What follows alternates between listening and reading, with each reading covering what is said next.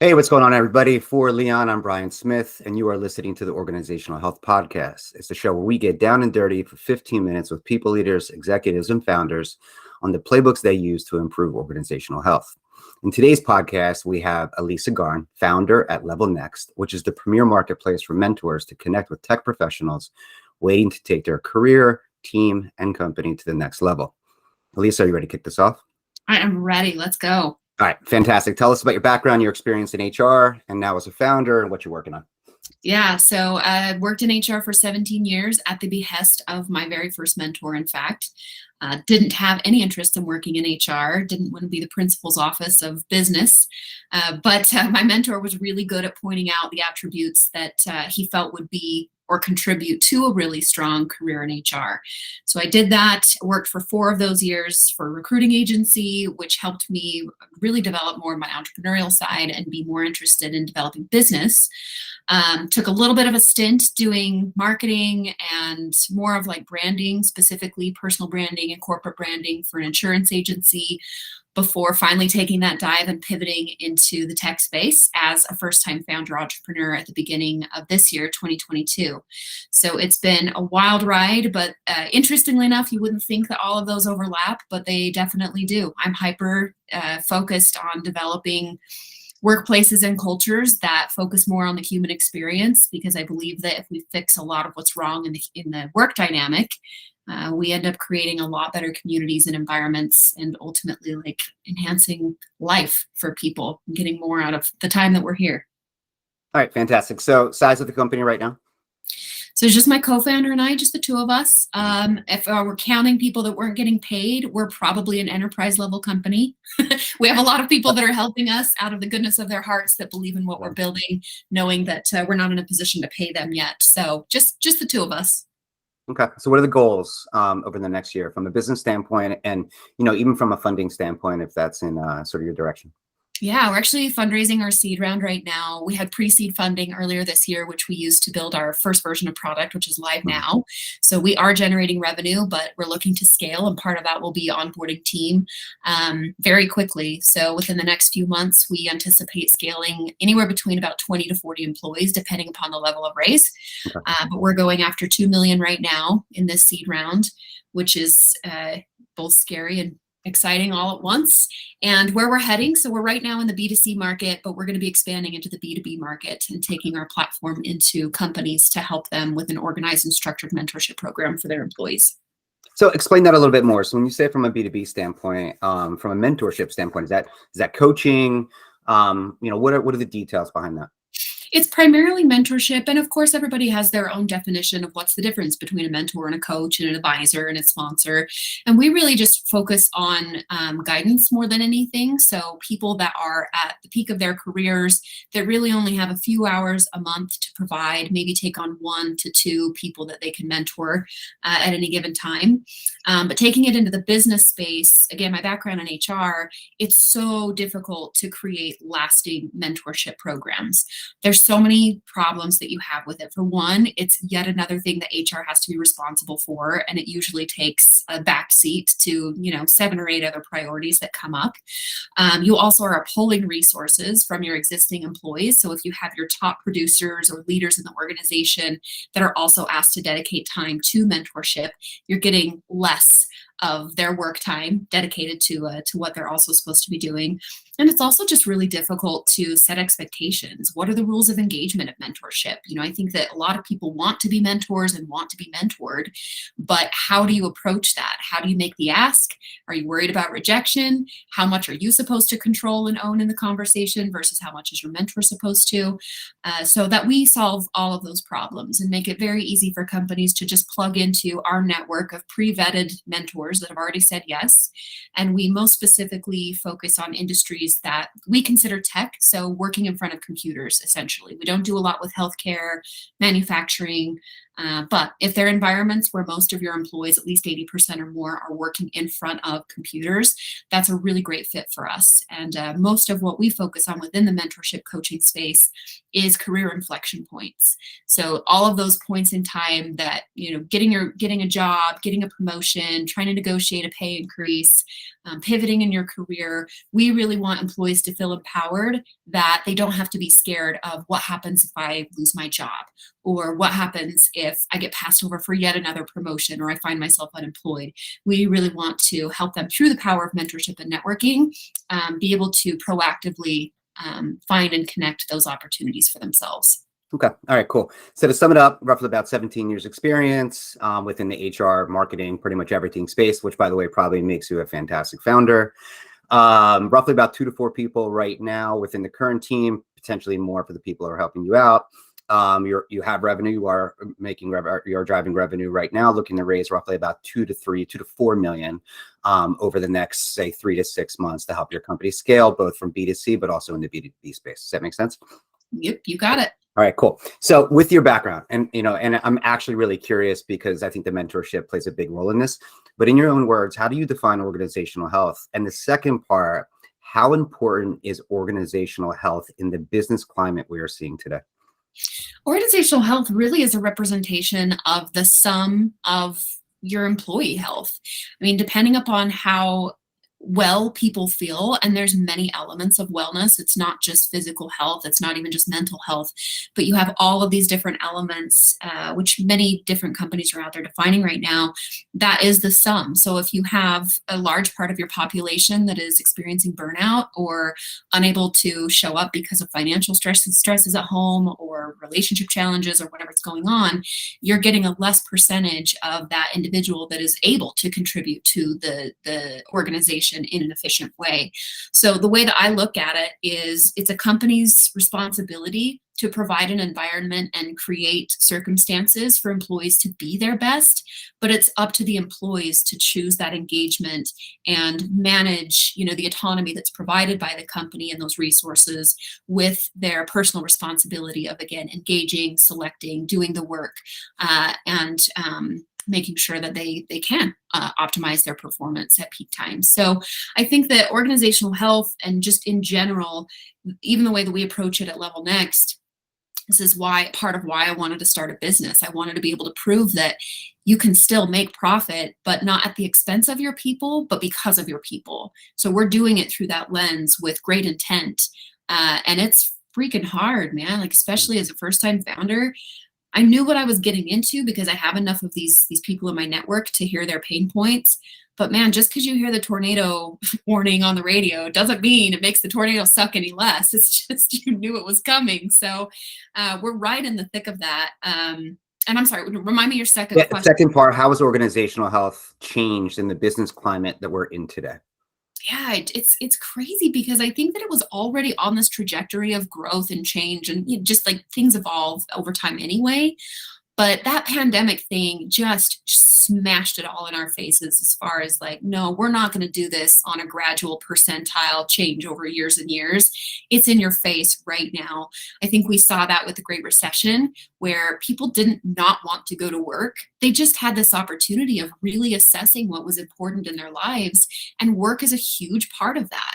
So if they were feeling disconnected, or if they were just kind of showing up and checking the box or working for companies that didn't really have a passion or purpose behind, other than just making money, I think for a lot of people it was a moment of reflection. And now that we're starting to come back from that, people are coming back to work eyes wide open and very specifically looking for companies that maximize that opportunity of, how are you going to create this environment for me? What are you doing to help me be my best? Whether that's in investing in my development or just making sure that I have resources to take away some of those fears that we have as humans, let alone employees. So it's been just completely growing and growing in that respect. And I think that just like in the Great Depression back in the 20s, 20s and 30s, the 1900s, you had a lot of companies that did not adapt. that just said, you know what, we're gonna keep doing what we're doing. And the companies that did not adapt to understanding people looking for purpose or people looking for benefits, if they didn't offer those things very quickly when the recession ended and we pulled ourselves out of that period, those companies were not around anymore. And I think we're going to see a lot of that in the situation we're in right now as well.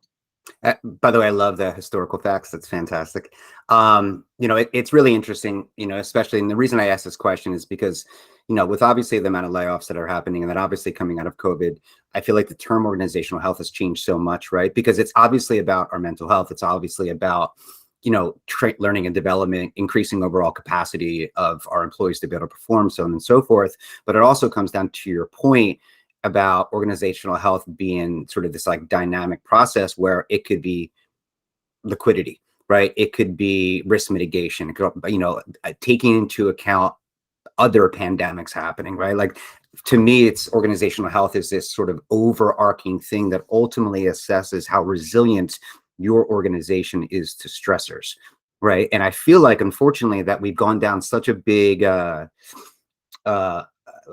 this big cliff regarding that organizational health is only about mental health. But the problem is that all those other things that aren't exactly mental health or burnout also influence the mental health of our employees, right? Mm-hmm. So when it comes to getting mentorship for your people, those things are directly impacting the well-being of your people. When it comes down to being fiscally responsible and how many people you hire and not laying off, that also impacts organizational health, right? Does that make sense? Absolutely. Yeah. Yeah.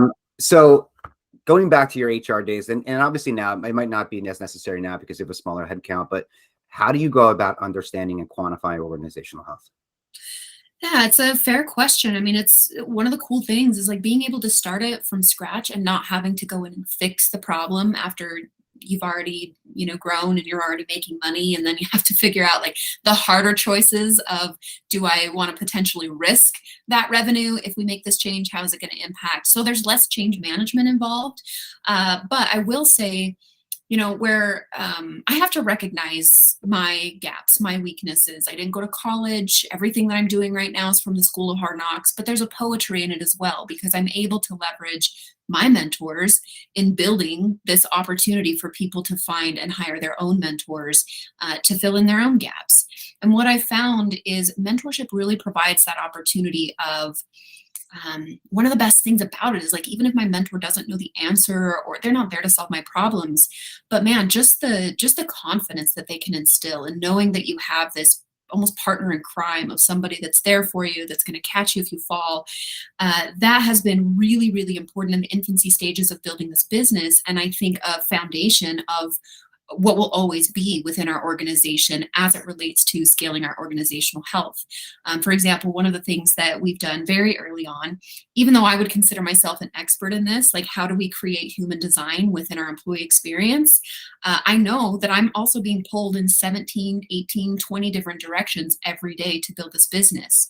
But knowing how important that employee experience design is to me, I've actually hired a consultant that I know from my network to keep me on track and hold me accountable for making sure that we're, for example, identifying our values very early on with my co-founder and I, giving definitions to those. And then through the lens of those values and what we're trying to build as an organization, aligning everything from our benefit programs to, like you said, even our risk programs or our contracts or our customer experience. We have all of these experience factors like human wellness, financial wellness, environmental, physical, social, occupational, intellectual. How are we designing things that we care the most about, the impact that we want to have through all of those different touch points along that employee journey? And what we hope to achieve in doing that is, as we scale and we start to really ramp up everything from hiring practices to being able to pivot and make very difficult business decisions, we're doing it through these binoculars, I guess, if you want to say, or a magnifying glass, to make sure that alignment continues to exist. And that hopefully provides us an opportunity to stay open-minded and humble enough that when we hire the experts for their respective roles to help us with the things to deliver on our organizational health, that we are going to provide that autonomy and freedom for them to do what they do best and allow them to do the work that we hired them to do without getting in their way, but making sure that we're not doing it in conflict with who we are as an organization, what we represent, what our purpose is, and what our values are, and how we hold each other accountable. Okay. What in your other roles, what other types of software have you used? I mean, did you use surveys? Did you use were you big on one-on-ones? Like, give me an idea as far as like the daily or core action. Yeah, so I mean, I've You have done with you. surveys. I think that surveys are bittersweet, because I think that you end up getting, a survey is only as good as the question that you ask. And so sometimes surveys don't always get to the right insights of what you're trying to measure.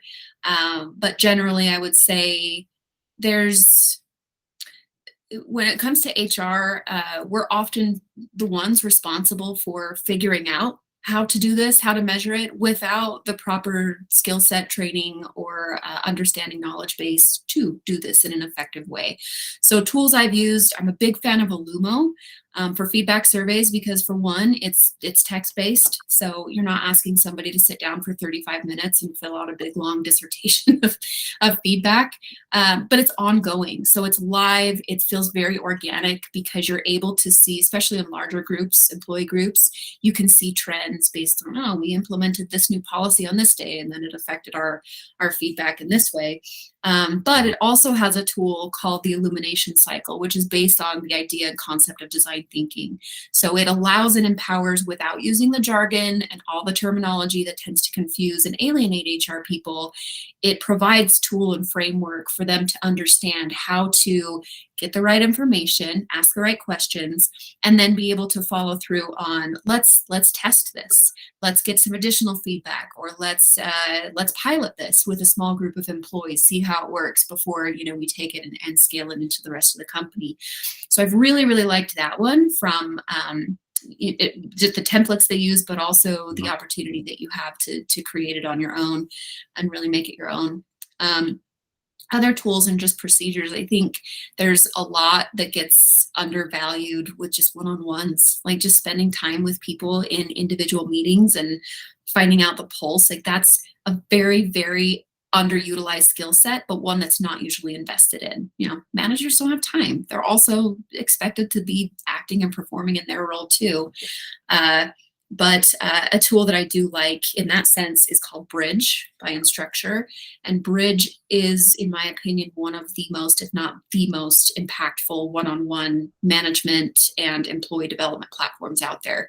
I say that with a little bit of salt in my mouth, because I'm like, man, I hope that LevelNext gets big enough one day that we can either coalesce with them or merge, or maybe we'll be able to acquire, because what they have built is really impressive in within the workplace dynamic. But it's not something that extends past your work environment. So those are a couple that I've really liked. But yeah, just in general, I think it's just important to have any kind of KPIs to get started without feeling overwhelmed of having to do everything. So just starting with one or two areas that are core for your business, or going to get you to the next 3-year goal that you have as an organization. I think it's hard to stay on track when you try to do too much all at once. Cool. So talk to me about the playbook behind mentorship and how that improves organizational health at a company. Yeah, there's a lot of data out there to support this, which I love. When building a business, you don't want to have to make things up. And I love that mentorship can be tracked back to, honestly, like prehistoric days, where it's like we didn't have information, but we knew that connection of human wisdom, of being able to pass and transfer knowledge, and the applicability of it has been core to our species for millennia.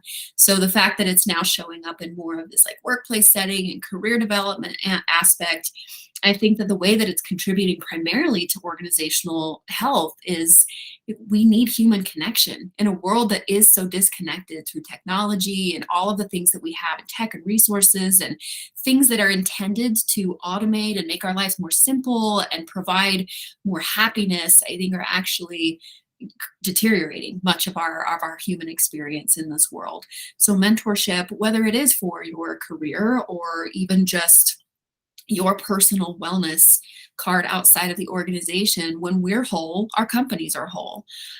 So I believe that what we're building is one of the catalysts to creating the change and lasting legacy in the world of being able to solve bigger problems more quickly and solving the right problems. Because otherwise, what we will continue to have happen is we're going to recreate the same solutions to the same problems over and over again without actually making any traction there. So if we could even just reduce that by one generation or even 10, 20 years worth of that wisdom that can be passed down at this global scale, leveraging technology and automation and some of these other things we have, I think hopefully it's going to save our planet. I mean, I'm not a huge tree hugger by any stretch of the word, but I do think that our future generations are in trouble. I don't know what their life is going to look like on this earth if we don't start solving some of these problems. So doing that through work and human connection and the lives of our people seems pretty significant. Great. So how do consumers or businesses go about engaging with you guys and then potentially buying LevelNext? Yeah, so levelnext.com right now is live. That is our website for our B2C market. Anybody can go on. It's completely free to sign up. You can go, and we have smart matching technology, which will pair you with recommended mentors based on your career needs. But you can also browse all mentors. So you can search by price, location, their expertise. And where we're just moving into the B2B market, we are piloting right now. So we are talking with pretty profiled companies that we would like to work with to understand what their needs are, but we won't be releasing a full B2B version until later next year. Cool. All right. So last part, this is our top 3 at 3. What books are you reading and what would you recommend? I love this one. Okay, so I have some of them behind me, and it's hard for me to pick just 3, but I'll try to pick the 3 most relevant to the most recent. So if you're a founder, if you're a business owner, and frankly, if you're an HR person, anybody that is trying to figure out how to leverage your credibility or be able to persuade others. Backable is one that I just finished. Very, very good from the point of view of like what makes people backable. Why would people believe in you and take a chance on you? Awesome. I also really like the book Range. Range is essentially a book about the benefits of being a generalist versus a specialist. So being able to pull from many different dynamics and learnings throughout your life and how you can parlay that into a really effective career. And then the third one, I mean, it's a little off the wall. It's not actually a business book, but I really liked the book Quiet. So Quiet by Susan Cain helped me, especially as what I would consider a developed extrovert. I was an introvert growing up, but I'm one of the few percentage that did actually have significant enough change in personality that I'm now an extrovert. And the book Quiet really helped me understand the differences and strengths between introverts and extroverts, and especially helped me better understand those individuals in my marriage at the time, colleagues that I had a harder time connecting with because of that difference. So that was a really, really powerful one for me to build some empathy toward the 2 different personality types. Okay, cool. So backable, Range, and Quiet. Second question, what CEOs or founders do you follow or would you recommend for other people to follow? Oh, there's a lot. We have a lot of them on our platform, as a matter of fact, and getting to know them has been really great. One that always comes to mind for me is Davis Smith. He's the CEO of Cotopaxi here in Utah, and just absolutely inspiring human. I think it's so hard for CEOs that get put on pedestals to live up to their name and reputation, because that's a lot of stress when you become people's hero and they perceive a level of expectation from you. And Davis is one of those that I have just seen navigate that beautifully. He's very humble. He's very good about owning his mistakes. And really, there's no pretense to him. He's very authentic and has built a business in a humanistic way that is not expelling resource, but actually contributing to and solving a lot of the world's larger problems through, stuff that's awesome. I don't know if you have any Cotopaxi gear, but like I have everything from sleeping bags to coats to fanny packs to everything that they sell. I probably have one or more of. So he's an amazing, amazing leader to follow, just in terms of how to build a business, how to scale a business, and how to leverage business in a way that's not at the expense of humankind. Cool. Last question. What are your personal passions? What do you do in your spare time? Oh man, personal passions. I'm not shy on any of Other those. than your company, by the way. Yeah, so outside of business, I actually own I own a business with my mom. We make custom sugar cookies.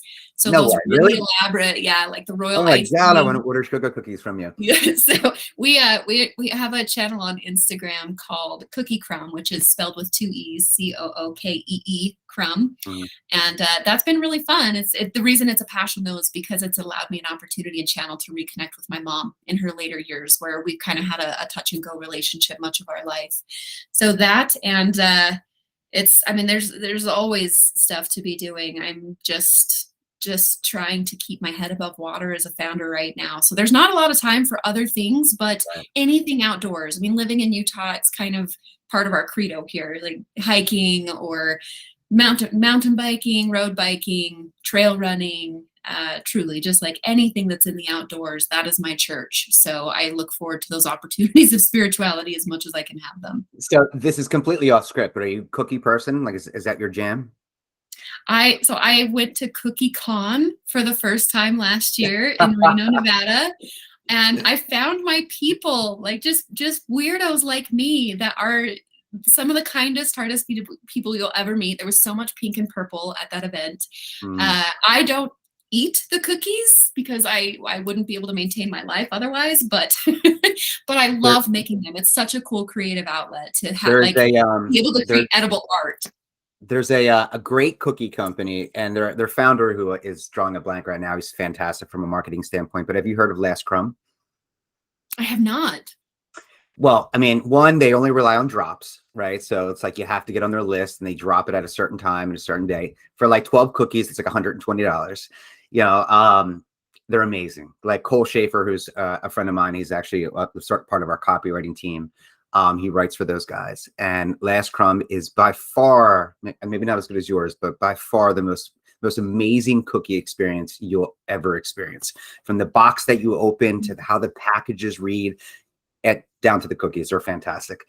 I love So that. I definitely love check that them you out. can do like you can build a business around Yeah. something as what would be simple as cookies. Like everything you're explaining about the experience of it. That's Mhm. just magic to my ears. I love it. I'll have to All check right. them out. Well, listen, that's all I have for you today. Thank you so much for being on the podcast. It was fantastic. And just once again, where can people learn more about you? Best place is LinkedIn. That is by far my love language. So you can look me up on there, but I'm also very easy to find. I am a stalker's dream. So you can email me directly if you prefer at Elisa at levelnext.com. All right, cool. Thanks so much for your time. Thanks. See ya.